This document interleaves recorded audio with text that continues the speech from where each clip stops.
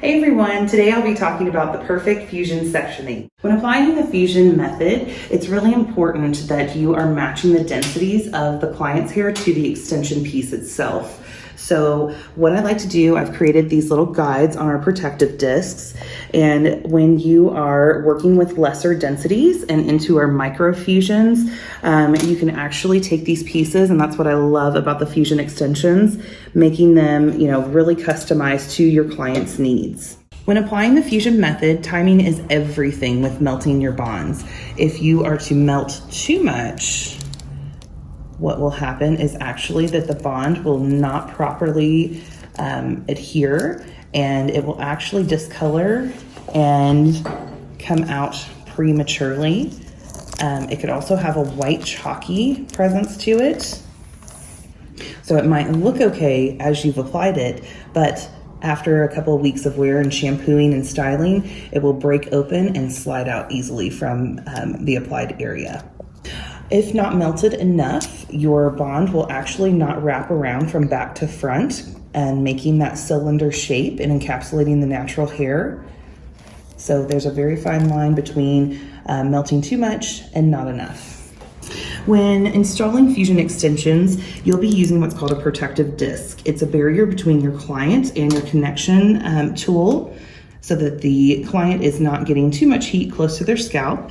It's also kind of keeping all of the natural hair out and away so that little loops and extra pieces aren't getting into your section. If you look, there is a horizontal line, that of which is going to sit just below your part line. And then there's two vertical lines, and that's going to actually give you, it's a little insurance policy for you. It's going to give you a guide as to how much natural hair needs to be in your section when you're creating a full bond. So when you're preparing a fusion extension installation, be very mindful and respectful of the density of your client's hair.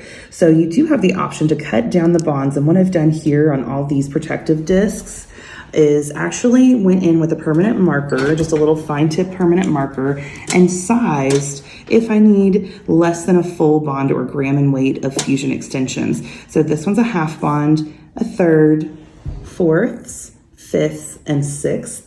These little micro bonds here will be used at the top of the part lines, close to the perimeter or edge of the perimeter and face framing areas. You can use the thirds in your temporal, and then the halves on the sides, full bonds on the sides or in the back. So before you install a fusion extension, you want to place your protective disc.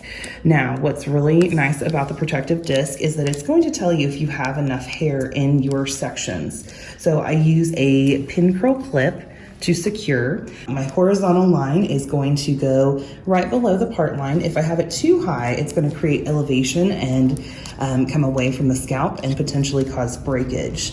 So I also want to respect these two vertical lines and fill them up from side to side with natural hair so that I know I have enough hair to support my full bond fusion section. Obviously, you would adjust that if you're doing half bonds or the micro bonds as well. So when you're placing your fusion bond, as hairstylists, we often work right out in front of us, and we want to hold our fusion bonds up and elevated away from the scalp.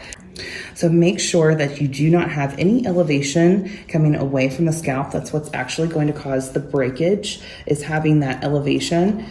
So when applying your fusion bonds, you need to be very mindful of the position of your hands, your wrist, and your shoulders.